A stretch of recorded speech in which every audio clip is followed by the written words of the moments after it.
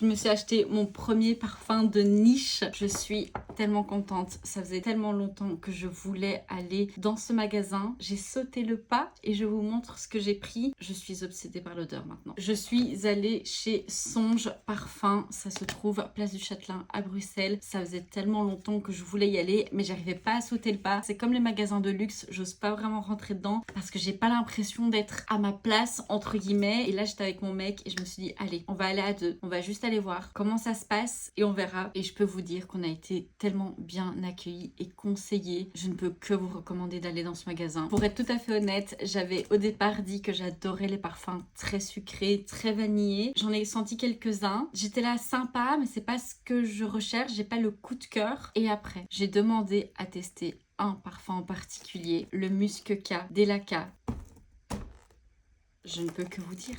J'ai été plus qu'influencée par les produits parfums belges sur TikTok, Léa Capon et Maxime. J'ai vu que Léa Cap se montrait ce parfum très souvent. Il fallait que je teste.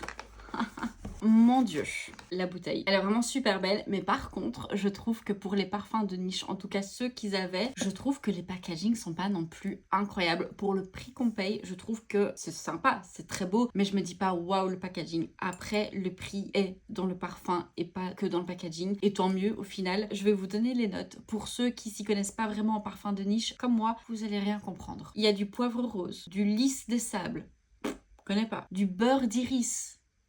Moi, je connais que le beurre à cuire. Du cèdre, du vétivier, fraction Haïti.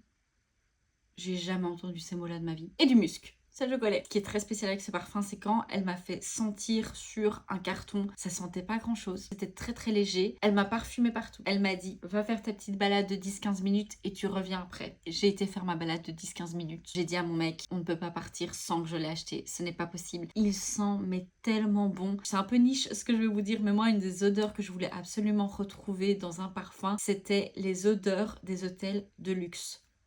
Je ne vais pas dans les hôtels de luxe. J'ai été 1 ou 2 fois dans un hôtel de luxe et à chaque fois je me disais ça sent tellement bon, je veux un parfum comme ça pour moi. Mais je sais pas comment le décrire, ça sent le frais, en même temps c'est un peu sucré, c'est léger, ça sent le propre, je sais pas comment expliquer. Si vous avez l'occasion d'aller le sentir, demandez qu'on le mette sur vous. Allez vous balader 5-10 minutes. Vous allez devenir obsédé par ce parfum. Je ne peux que vous conseiller d'aller chez Songe Parfum, c'est pas une collab, j'ai payé moi-même ce parfum. Le problème là, c'est que j'ai envie d'y aller tout le temps. J'ai déjà commencé une collection de parfums, mais pas avec des parfums de niche.